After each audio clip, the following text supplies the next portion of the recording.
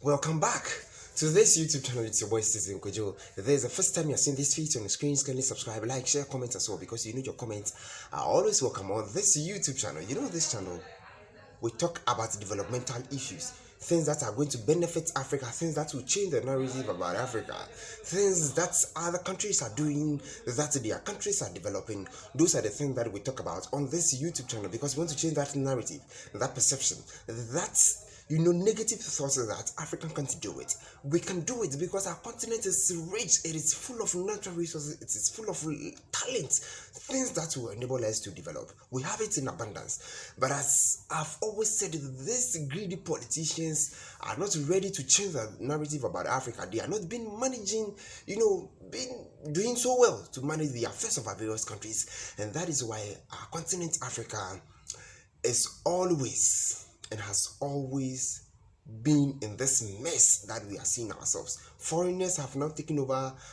various countries and they are rather benefiting, and we the citizens are really struggling, and it hurts so much. Today there's something that I want us to talk about.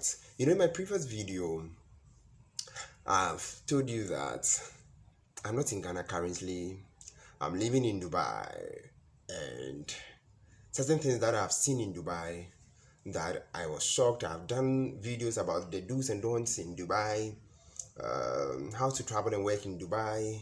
I've spoken about the Expo 2020, what it's about. I've said a lot about Dubai. Before I go on, guys, today is my brother's birthday, and I want to use my platform to say a big thank you to him. He's been very supportive.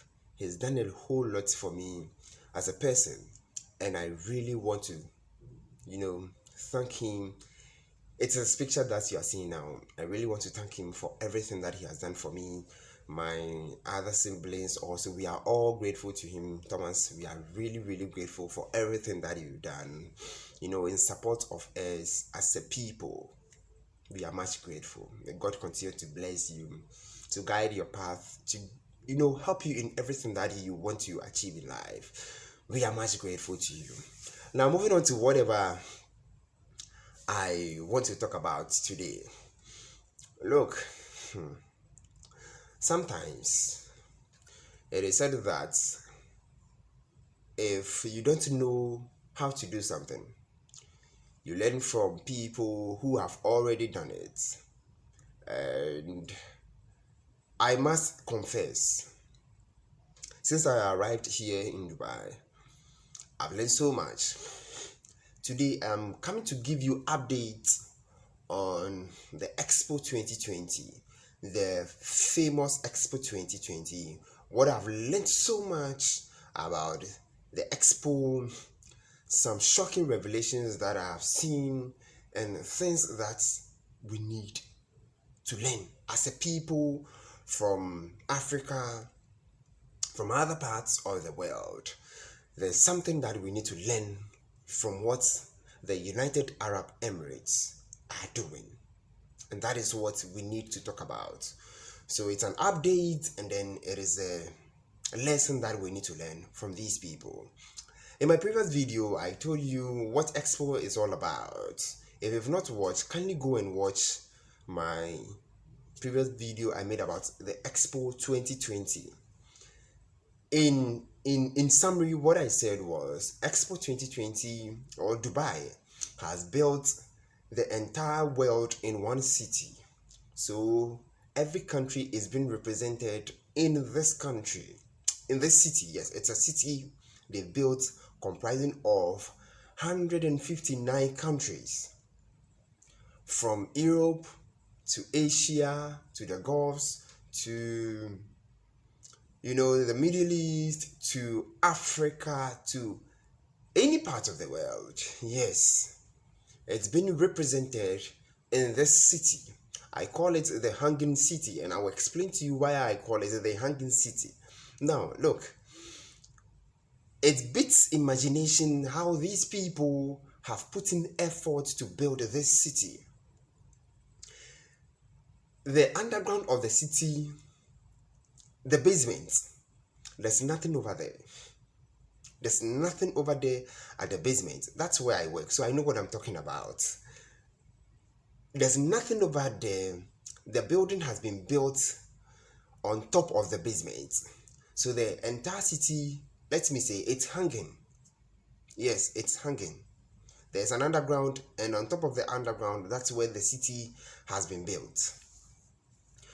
One of the things that I wanted to talk about today is the kind of details that they've put in building, the pavilions for the countries.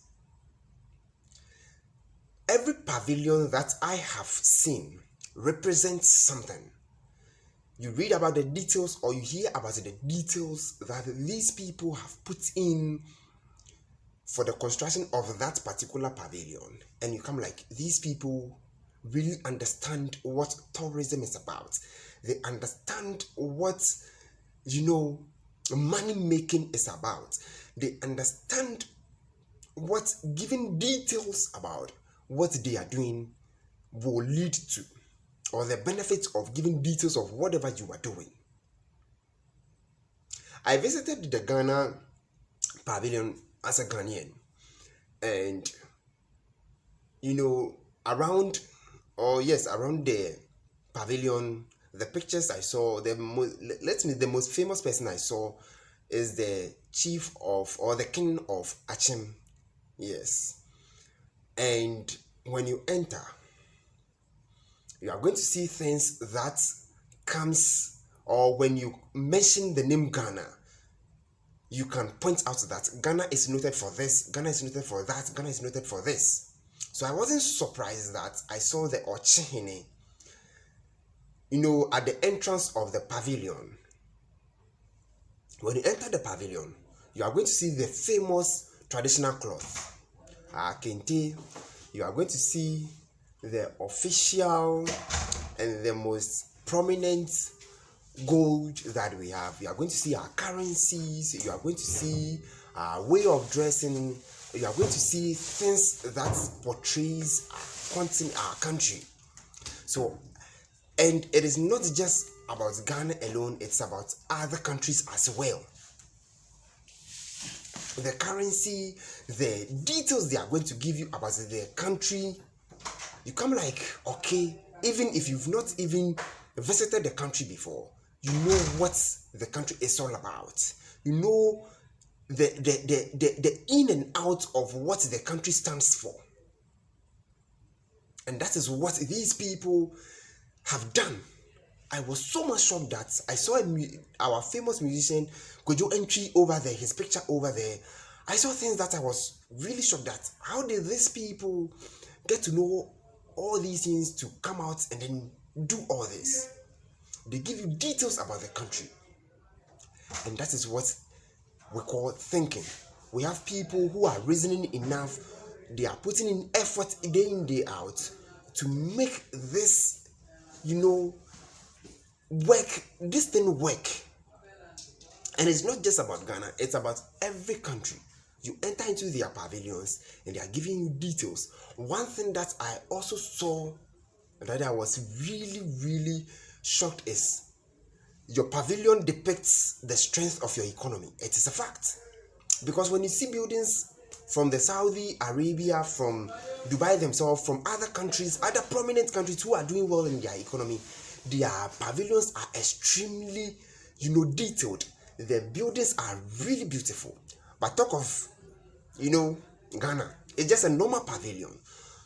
There are only two African countries that their pavilions are really mind-blowing. Egypt and then Morocco. Their pavilions are mind-blowing because I know these people are putting in their efforts to better the life of their people. So your pavilion depicts the kind of country, your pavilion depicts the kind of economy that your country has. The strength of your economy depicts your pavilion. And that's what Africans need to learn. We need to start putting in efforts. We need to start putting in efforts to better the life of the people, because we are being represented just like the way we are. We are treating our people. Our economy is depicting the pavilion we are having. So we need to put in effort to better the life of the people, because the moment people see your pavilion, it says everything about you. It says who you are. It says every detail about who you are. That is what we need to think about. So it is a wake-up call for African leaders to start reasoning, because we are being represented just like the way we have to be represented outside over here.